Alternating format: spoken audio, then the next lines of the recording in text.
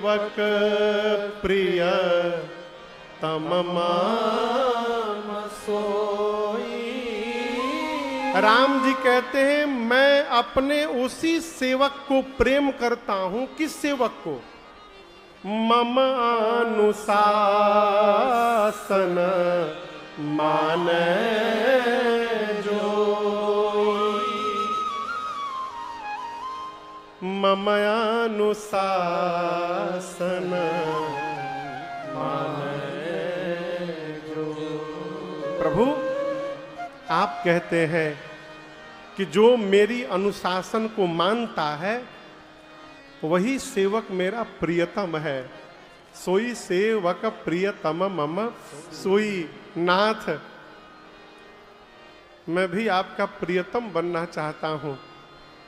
प्रभु मैं यही चाहता हूं कि आप हमको आज्ञा दे दें और आप जो आज्ञा दे देंगे नाथ मैं उसका पालन करना चाहता हूं। आप जो कह दीजिए। राम जी बोले हम आपसे क्या कहें? भरत जी जाना होता तरनिकूल रीति। आप भरत जी सब जानते, हम क्या कहें आपसे? आप अपना धर्म जानते हैं, आप मेरा धर्म भी जानते हैं, आप रघुवंश का धर्म जानते हैं, आप पिताजी के सत्य कीर्ति को जानते हैं, आप रघुकुल की रीति को जानते हैं, आप तो सब जानते हैं। हम तो यही कहेंगे कि भरत जी आप अपने धर्म का पालन आज करिए और अपने भैया से उनके धर्म का पालन करवा दीजिए। हैं? सो तुम करहु करावहु मोहु। आप भी पालन करिए धर्म का और हमसे भी मेरा धर्म का पालन करवाइए। भरत जी बोले प्रभु आप भले धर्म की कोई और परिभाषा जानते हो लेकिन भरत के लिए धर्म की केवल एक ही परिभाषा है। अब मेरे लिए केवल एक धर्म है। क्या? जीवन की अंतिम सांस तक आपकी आज्ञा का पालन करते रहना, यही भरत के जीवन का एकमात्र धर्म है। और इसके अलावा मैं दूसरा कोई धर्म नहीं जानता। मैं नहीं जानता कुछ भी। आप आज्ञा करिए, आप जो कहिएगा प्रभु मैं करूंगा। राम जी समझ गए कि मुझे कहना पड़ेगा, तो भगवान ने कह दिया भाई चलिए बाटी विपत्ति सबहि मोहि भाई। जानता हूं तुम ही अवधि बड़ी बड़ी। भगवान ने कहा चलिए हम लोग विपत्ति बांट लेते हैं। क्या कर लेते हैं? विपत्ति बांट लेते हैं। हम लोग अपने भाई की संपत्ति बांटते हैं, राम जी अपने भाई की विपत्ति बांट रहे हैं। एक कथा कहती है भाई बाप संपत्ति न बांटिए, बांटना है तो भाई की विपत्ति बांटिए। कहें संपत्ति बांटने के लिए बहुत लोग मिलेंगे, विपत्ति बांटने के समय कोई दिखाई नहीं देगा आपको। है? भाई से विपत्ति बांटिए। अभी कह रहा था जिस मनुष्य के सारे संबंध उसके साथ हैं वो धरती का धनवान व्यक्ति है। अयोध्या की संपत्ति, जिस संपत्ति को देखने के बाद देवताओं के खजांची कुबेर को लज्जा आती थी। अवधराज सुरराज, अवधराज सिंहाही दशरथ धन धन दल जाही। दशरथ धन धन दल जाही। चक्रवर्ती जी महाराज के साम्राज्य की संपदा को देख करके कुबेर को भी लज्जा आती है। क्यों? उनके पास भी उतना ऐश्वर्य नहीं है जितना श्रीधाम अयोध्या में महाराज दशरथ जी के पास है। उस सत्ता को राम जी छोड़ के वन में चले आए और उस सत्ता को भरत भैया भी छोड़ के चले आए। क्यों? दुनिया की असली संपत्ति रुपया नहीं है, दुनिया की असली संपत्ति संबंधों का प्रेम है। जिसके संबंध का प्रेम बना हुआ है उससे धनवान कोई नहीं है। संबंध बचाइए माई बाप, वर्तमान समय में तो बड़ी आवश्यकता है, संबंध बचाइए। राम जी बोले हम लोग विपत्ति बांटेंगे, मैं जानता हूं आपको कष्ट होगा भरत जी, लेकिन मेरे लिए कष्ट सहिएगा। 14 वर्ष आप अयोध्या में रहेंगे, 14 वर्ष में वन में रहूंगा। राज्याभिषेक की सामग्री राम जी के कहने पर भरत जी ने अत्रि मुनि के साथ एक कुएं में डलवा दिया। उस कुएं का नाम पड़ा भरत कूप। आज भी है, जब आप चित्रकूट से बांदा जाइएगा वो कुआं रास्ते में पड़ता है, भरत कूप। 5 दिन भरत जी अयोध्या का दर्शन, चित्रकूट का दर्शन किए। 6ठे दिन विदा मांगे हैं राम जी से। राम जी ने बहुत समझाया है कैसे रहना है, कैसे राजपाट संभालिएगा। भरत जी कुछ चिन्ह चाहते हैं और भरत जी को देने के लिए भगवान प्रभु करि कृपा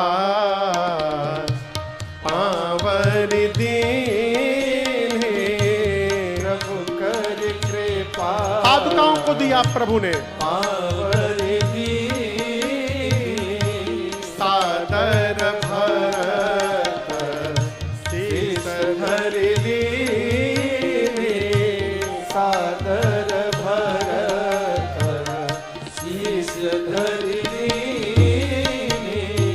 चरण पीठ करुणा निधान के, चरण पीठ करुणा निधान के, जनु जुग जामिक प्रजा प्राण के, जनु जुग जामिक प्रजा प्राण के, भरत मुदित अवलंबन लहे, भरत मुदित अवलंबन लहे,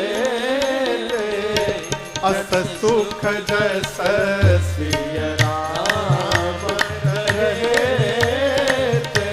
अस सुख जस सिय राम रहे, सुख जस सिय राम रहे।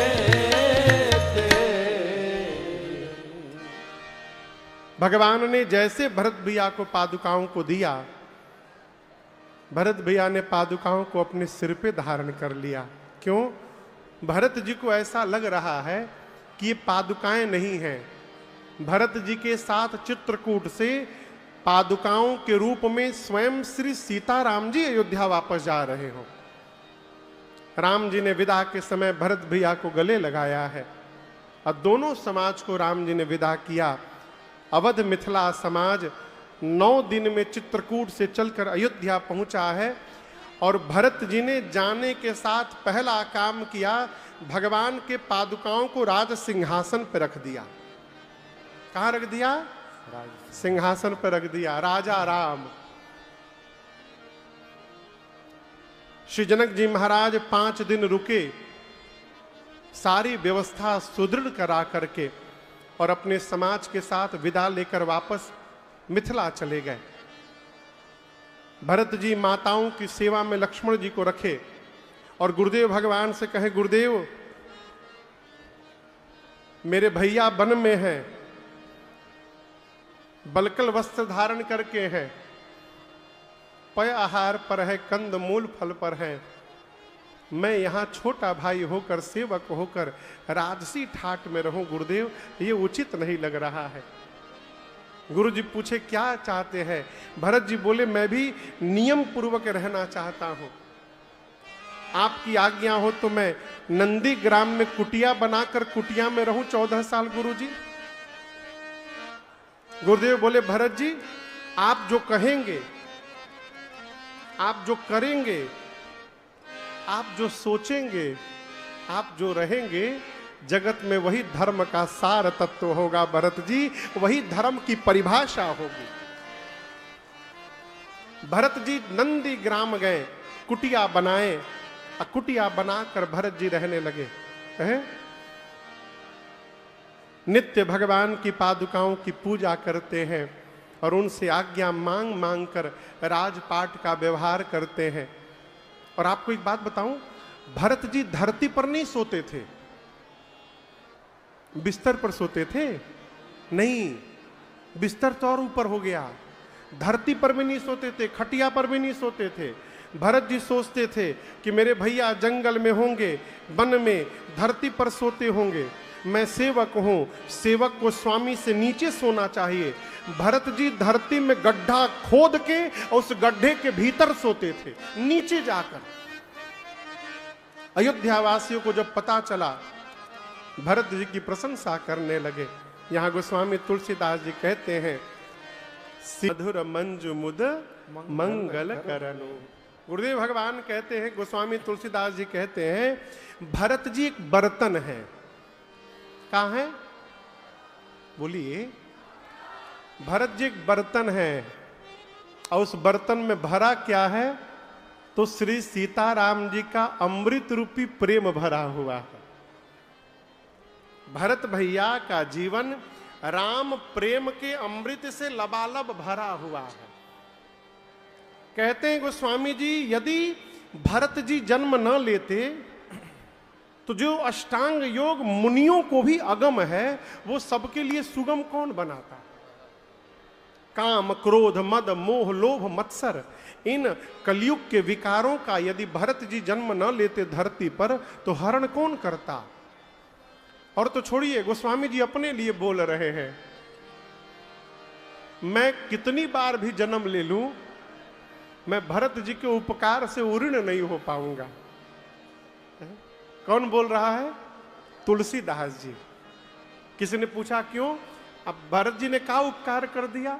बोले, यदि भरत जी जन्म न लिए होते तो इस 60 तुलसी को इस कलयुग में हठ पूर्वक राम जी के सामने लाकर खड़ा कौन करता, यदि भरत भैया इस धरती पर अवतार न लिए होते तो। ये भरत जी का उपकार है। गोस्वामी जी कहते हैं, जो भी मनुष्य हंडिया में रहे, प्रयाग में रहे, गोपीगंज में रहे, कलिंजरा में रहे, प्रतापगढ़ में रहे, कहीं रहे, भरत भैया के चरित्र को जो भी नर या नारी यदि आदर पूर्वक निरंतर सुनता रहेगा जीवन में, किसका चरित्र? भरत जी का चरित्र आदर पूर्वक 1-2 दिन नहीं, निरंतर सुनता रहेगा, तो गोस्वामी जी कहते हैं, मैं दावे के साथ कह रहा हूं, गारंटी के साथ, उस मनुष्य के जीवन में 2 काम अवश्य होगा।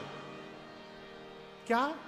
पहला काम, भरत जी का चरित्र सुनते सुनते श्री रघुनाथ जी के चरणों में प्रेम जग जाएगा, वो भगवान का प्रेमी बन जाएगा, पहला काम होगा। और दूसरा, संसार के विषय रस से मन को वैराग्य प्राप्त हो जाएगा, इसमें कोई संशय नहीं है। ये भरत जी के चरित्र की फलश्रुति है। अब आगे की कथा अरण्य कांड में प्रवेश करती है।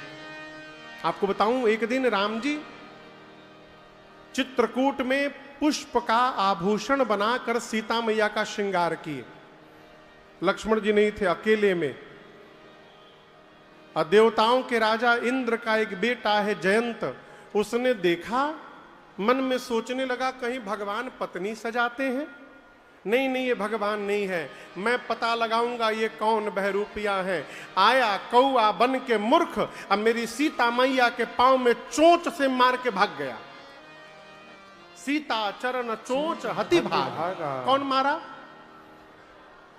बोलिए। का बन के मारा? कौआ बन के मारा। राम जी जान गए, ये मेरा परीक्षा लेने आया है मूर्ख। जिस कुशा की चटाई पर राम जी बैठे थे, उसमें से 2 कुशा निकाले, एक को धनुष बनाए और दूसरे को ब्रह्मास्त्र के मंत्र से अभिमंत्रित करके राम जी ने जयंत के पीछे छोड़ दिया। जैसे देखा जयंत मेरे पीछे ब्रह्मास्त्र आ रहा है, डर गया, अपना रूप धारण करके दौड़ा पिताजी के पास, इंद्र के पास। इंद्र ने पूछा क्या हुआ, इतना जल्दी सांस क्यों ले रहे हो, क्यों भाग रहे हो, क्या हुआ? बोला पिताजी बचाइए, सीता जी के पांव में कौवा बन के चोंच से मार दिया हूं, राम जी ब्रह्मास्त्र चला दिए हैं। इंद्र ने मेन गेट बंद कर दिया, कहा जाओ मरो, भगो यहां से, भगो यहां से। ब्रह्मा जी के पास गया, ब्रह्मा जी बचा लीजिए। क्या किया तूने? जयंत बताया अपनी करनी। ब्रह्मा जी बोले जल्दी निकल लो, जल्दी निकल लो यहां से, नहीं तो राम जी तो एक बाण छोड़े हैं, दूसर का ब्रह्मास्त्र हम छोड़ देंगे। भगा कैलाश शंकर भगवान के पास। नारद जी पहले ही बाबा को बता दिए थे कि दौड़त दौड़त ही जा आयु, तैयारे रहम रहुआ। बाबा पहले ही त्रिशूल लेके बैठे थे। जैसे जयंत दिखाई पड़ा, बाबा बोले आवा आवा तारे के खोजत रहनी। हाँ, देखा हाथ में त्रिशूल, बाहरे से भाग गया। 3 लोक 14 भुवन दौड़ा है। काहू बैठन कहा राखी को सकई राम कर द्रोही। श्री काकभुशुंडी जी महाराज गरुण जी से कहते हैं पक्षीराज, आपको पता है जन्म देने वाली मां मृत्यु के समान हो जाती है। जन्मधात्री मृत्यु के समान हो जाती है। अपना पिता यमराज के समान हो जाता है। एक मित्र 100 शत्रु के बराबर हो जाता है। गंगा नदी बैतरनी बन जाती है, बैतरनी। शीतल मंद सुगंध हवाएं अग्नि के भांति शरीर को दाहने लगता है। गरुण जी पूछे किसके लिए? काकभुशुंडी जी बोले राम जी जिससे विमुख हो जाए उसके लिए। भगवान जिससे विमुख हो जाए हो, कौन जगत में ठौर मिलेगा? भाग रहा है, भाग रहा है। जिस दरवाजे जाए लोग भगा दे, भगो भगो यहां से, भगो भगो, यहां कोई जगह नहीं, भगो यहां से, दौड़ रहा है। यहां एक सिद्धांत याद रखिएगा, बोलूं, जब पूरे जगत की दृष्टि हमसे उठ जाती है तब जाकर किसी संत की दृष्टि हम पर पड़ जाती है और हमारा उद्धार हो जाता है। नारद देखा विकल जयंता, लागी दया कोमल चित संता। श्री नारद जी की दृष्टि पड़ गई किसके ऊपर? जोर से बोलिए, जयंत के ऊपर। अब यहां दर्शन करिए, संत की दृष्टि यूं ही नहीं पड़ती है। संत की दृष्टि कब पड़ती है? विभीषण जी हनुमान जी से कहते हैं अब मोहि भरोस हनुमंता, अब मोहि भरोस हनुमंता, बिनु हरि कृपा मिलहि नहीं संता, बिनु हरि कृपा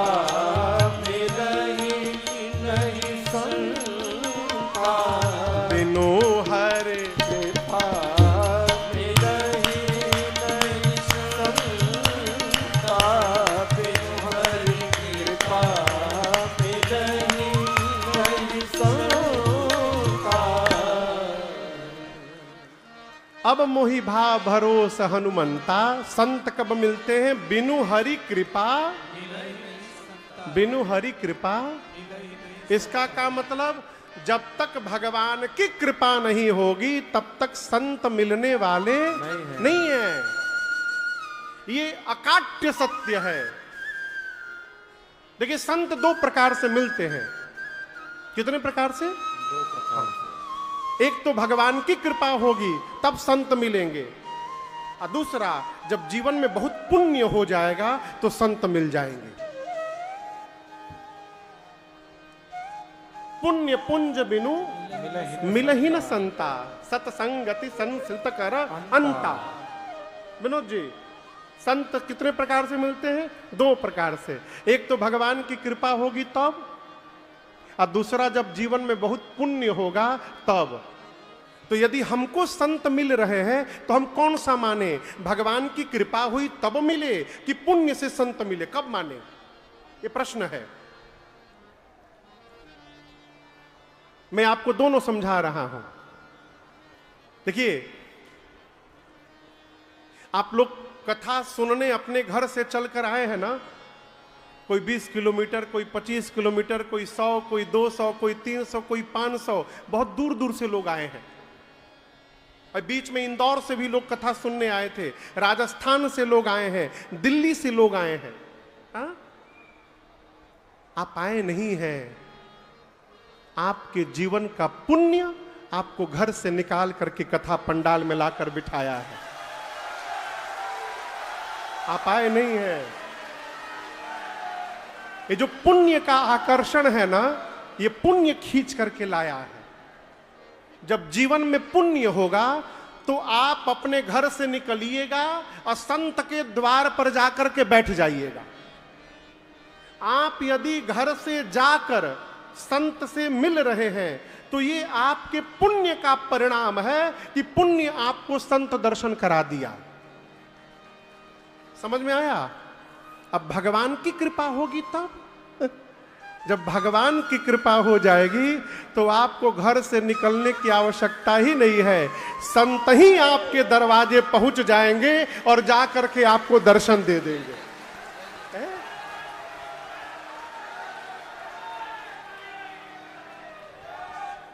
विभीषण जी हनुमान जी के पास नहीं गए हैं।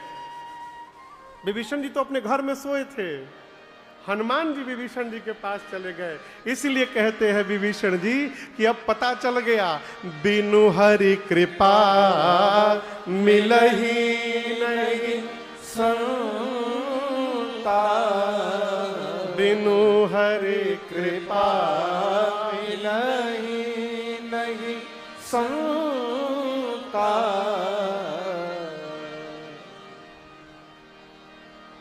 नारद जी ने देख लिया। नारद जी को किसने भेजा? बोलिए, राम जी ने। किसने भेजा? राम जी ने ही बाण मारा है जयंत को, राम जी ही नारद जी को भेज दिए। जानते हैं, यही बड़ा आदमी है। केवल डांट देना ये बड़प्पन नहीं है, डांटने के बाद सीने से लेकर पुचकारना बड़प्पन है। डांटने के बाद दुलार करना ये बड़प्पन है। कहो, हमारे कलकत्ता में एक धर्मात्मा है, पंडित श्री लक्ष्मीकांत मिश्र तिवारी, लक्ष्मीकांत तिवारी।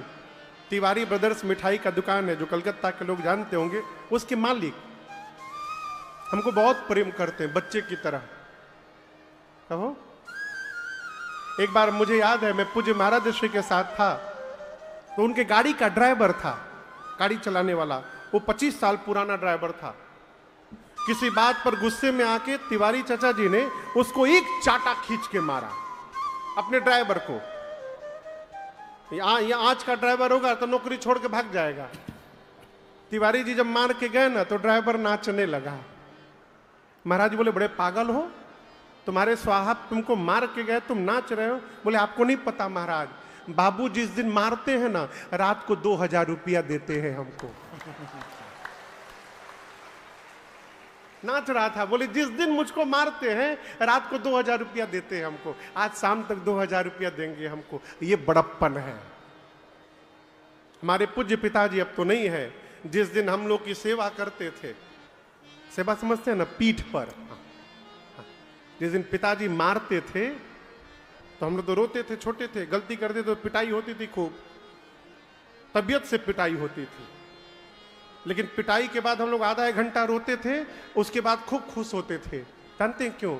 जिस दिन पिताजी मारते थे शाम को लेके जाते थे सलकिया मार्केट में, और वहाँ जलता जलपान के भीतर ले जा करके डोसा खिलाते थे, इडली खिलाते थे, फिर से गुलाब जामुन, फिर से वो मिल्क केक, खूब मिठाई उठाई खिलाते थे, खिलौना उलौना दिलाते थे। कब? जिस दिन पिटाई होती थी। बड़ा कौन है जो डांटने के बाद दुलार करे। राम जी ने जयंत के पीछे बाण छोड़ा, जयंत दौड़ रहा है, अब पीछे से नारद जी को भेजा भगवान ने, जाओ उसका उद्धार करो। नारद जी आए, बोले जयंत क्यों भाग रहे हो, रुको रुको।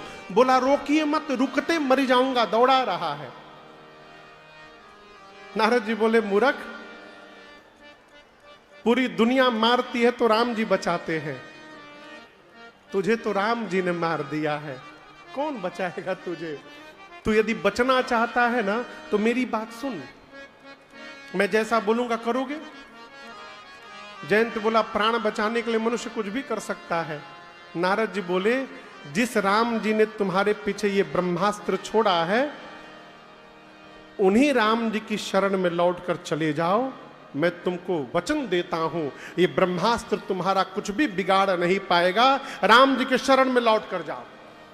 पठवा तुरत राम पहिताहि, कहे सी पुकारी प्रणत हित पाहि। दौड़ कर गया, जाकर जयंत धरती पर गुलाटी मारने लगा, त्राहि दयाल रघुराई, क्षमा करिए प्रभु।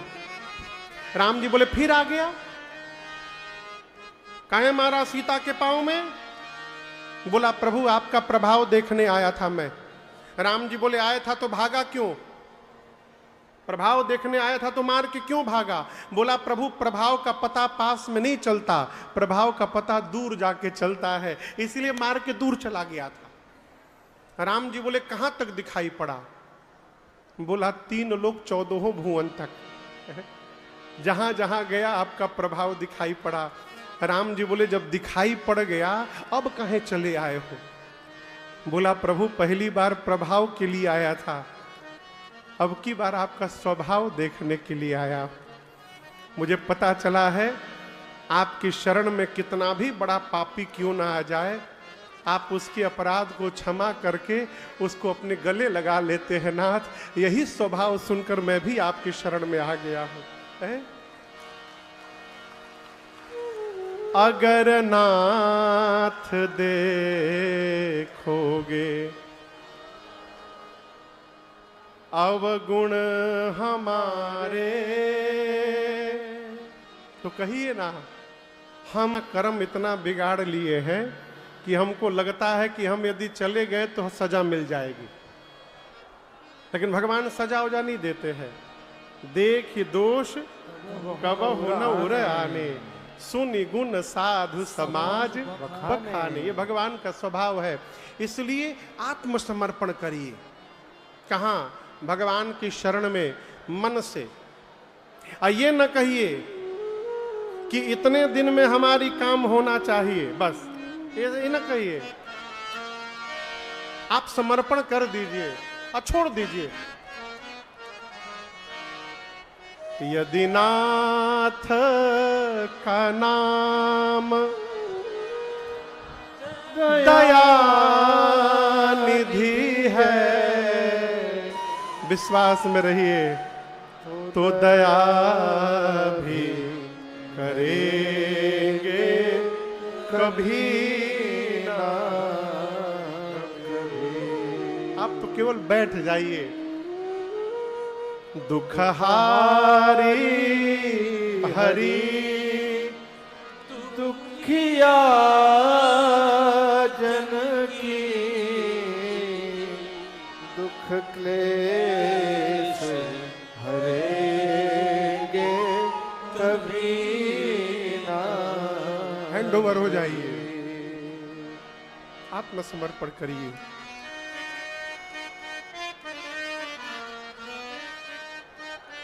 जयंत को भगवान ने क्षमा कर दिया, एक आंख उसकी निकाली और क्षमा कर दिया।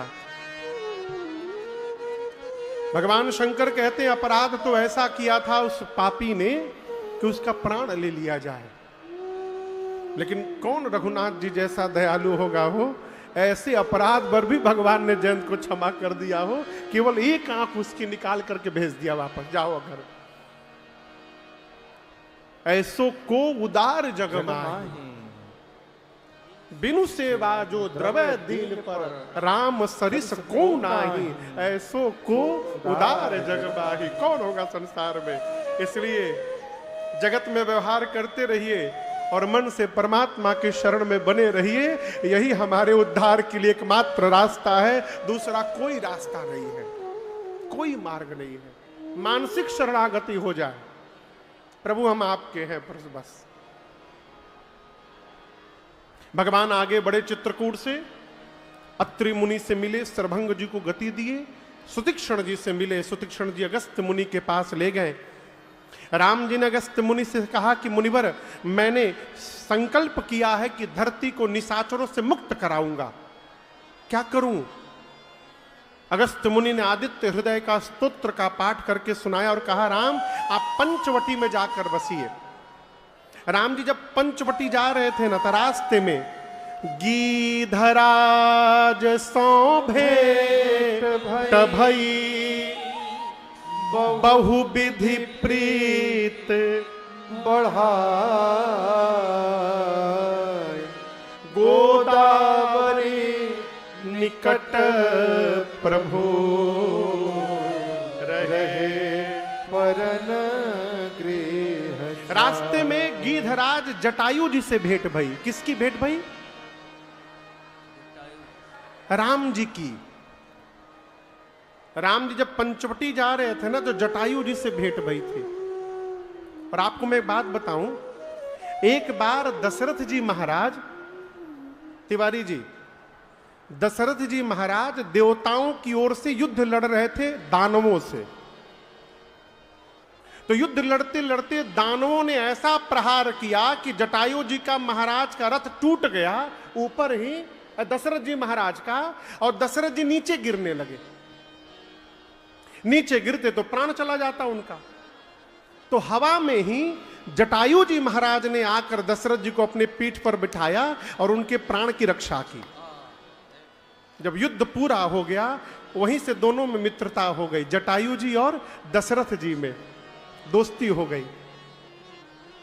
दशरथ जी ने कहा, मित्र आपने मेरे प्राण की रक्षा की है, मैं आपके लिए क्या कर सकता हूं? जटायु जी ने कहा, मेरे पास कोई बेटा नहीं है,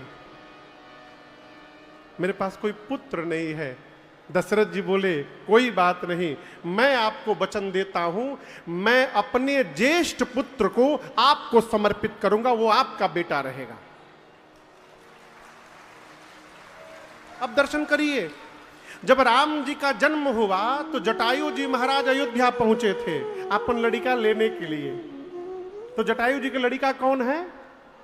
राम जी हुए। और जब जाकर जटायु जी ने दशरथ जी को देखा कि दशरथ जी राघव जी को अपने गोदी में लेकर के दुलार कर रहे हैं, तो जटायु जी सोचे कि यदि हम राम जी को लेकर चले जाएंगे तो इनका प्राण निकल जाएगा। और दशरथ जी जब जटायु जी को देखे तो कांपने लगे, अब तो लेके चले जाएंगे राघव जी को मेरे। तो जटायु जी बोले, ठीक है दशरथ जी, वचन याद है ना, ये राम हमारा लड़का है और मैं लेने नहीं आया हूं, राम को आप ही रखिए, पालिए पोसिए, बड़े करिए, जब ये बड़े हो जाएंगे तो मैं लेके जाऊंगा। राम जी बड़े हुए, ब्याह हुआ, तब तक ये घटना घट गई। और इसका कारण देखिए, ज्येष्ठ पुत्र का धर्म होता है पिता को अग्नि देना।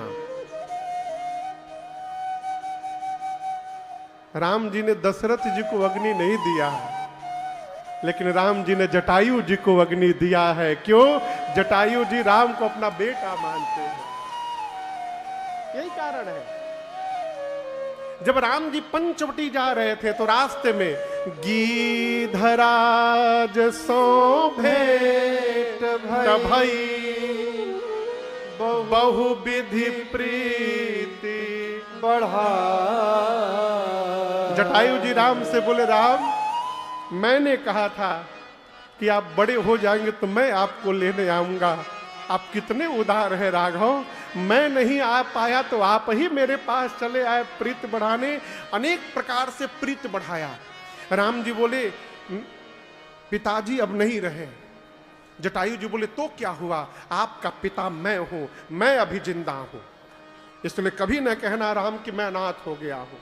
तुम्हारा पिता जिंदा है, सामने तुम्हारे बैठा है। अनेक प्रकार से राम जी ने परिचय कराया। तात ये आपकी पुत्र वधू है। महाराज जटायु जी ने सीता जी को देखा, दुलार किया और प्रीत बढ़ाकर राम जी पंचवटी गए, नासिक गोदावरी जी के पास कुटिया बनाकर, नहीं देवता पहले से बना के गए हैं, नहीं राम जी ने अपने हाथ से बनाई, क्षमा करिएगा, पंचवटी की कुटिया राम जी अपने हाथ से बनाए। रहे परन गृह छाई, अपने हाथ से परन कुटी बनाकर राम जी, लक्ष्मण जी, सीता जी पंचवटी में रहने लगे। एक दिन सुपनखवा आ गई। कौन आ गया जानते कौन है? रावण की बहन है, महादुष्ट है, सुंदर। अरे अरे जय हो जय हो जय हो जय हो जय हो जय हो, स्वागतम स्वागतम। बाबू कुर्सी है उठाइए। देखिए हमारा आपका परम सौभाग्य भगवान श्री काशी विश्वनाथ जी के प्रधान अर्चकों में से एक पूज्य श्री ओम प्रकाश जी यहां पर उपस्थित है। बहुत बहुत स्वागत सरकार। विराजमान विराजमान हुई सरकार, विराजे विराजे। और क्यों आया है? बबू आए हैं, विनय, विनय कहाँ है? हमारे बड़े अनन्य बाबू विनय तिवारी जी है। जय जय जय जय। सुंदर चेहरा बनाकर गई राम जी के पास, जाकर बोली तीनों लोग 14 भुवन घूमी हूं, कोई मिला नहीं तुम्हारे इतना सुंदर। हम तुम मिले हैं, मिले नहीं है, ब्रह्मा जी की रचना है, क्यों चलो शादी कर ले। भगवान बोले हमरी लगे काई हो, हमरी भाई के लगे जाओ, छोटका के लगे। राम जी उसको देखे भी नहीं, प्रभु मां को ही देखते रहे, सीता मैया को ही। गई लक्ष्मण जी के पास, लक्ष्मण जी बोले ब्याह क्यों करना है? बोली हमको रानी बनना है। लक्ष्मण जी बोले मैं उनका दास हूं और वो राजा हैं, मेरे साथ करोगी दासी बन जाओगी, उधर करोगी रानी बन जाओगी, बताओ क्या बनना है? बोली हमको तो रानी बनना है। कहां खड़ी हो, जाओ उधर। राम जी के पास आई, राम जी फिर लक्ष्मण जी के पास भेजे। लक्ष्मण जी ने उसका तिरस्कार किया, विकराल रूप धारण करके चिल्लाई है। राम जी ने इशारा किया काट दो। लक्ष्मण अति लाघव नाक कान बिमुखी, ताके कर रावण कहो मनो। काट करके हाथ पर दोनों कान और नाक रख दिया। लक्ष्मण जी ने कहा जाओ जाकर रावण से कहना मैंने चुनौती भेजी है। खरदूषण के पास गई, खरदूषण आए, राम जी ने माया रची, आपस में लड़के मर गए। अब पहुंची रावण के पास, जाकर लगी चिल्लाने, पूरी बात उसने बताई। रावण बोला खरदूषण मर गए? एकांत में रावण जाकर सोचने लगा कि खरदूषण मोहि सम बलवंता, अति नहीं कुमार बिनु भगवंता। अब ये बड़ा गूढ़ विषय है। ये रावण मन में सोच रहा है कि जितना बल मेरे में उतना ही बल खरदूषण में था। मैं जानता हूं भगवान को छोड़कर दूसरा कोई भी खरदूषण को मार नहीं सकता। और सूर्पणखा बोल रही है कि खरदूषण मर गए। इसका केवल और केवल एक अर्थ है कि इस धरती पर परमात्मा ने अवतार ले लिया है, भगवान का अवतार हो चुका है धरती पर। अब रावण व्याकुल है, मेरा उद्धार कैसे होगा? भगवान आ गए हैं, कहीं अवसर हाथ से न चुक जाए। तुरंत उठाया माला, कहा आज से मैं भी भजन प्रारंभ करता हूं। अभी आधी माला जपा था, तब तक तामस वृत्ति प्रबल हुई और उबासी आकर माला छूट गई। देखिए जीवन में तामस बहुत होगा ना तो भजन में मन ही नहीं लगेगा। रावण कहता है आहा मेरे से भजन नहीं होगा। होई भजन न तामस देहा। भजन नहीं करूंगा तो उद्धार कैसे होगा। अंत में विचार करते करते रावण ने निर्णय किया, भजन नहीं कर सकता हूं तो क्या हुआ, युद्ध तो कर ही सकता हूं। मैं राम से युद्ध करूंगा और राम के बाण से प्राण त्याग करके अंत में ये रावण भी मुक्ति को प्राप्त करेगा। इसके अलावा दूसरा कोई मार्ग नहीं मेरे पास।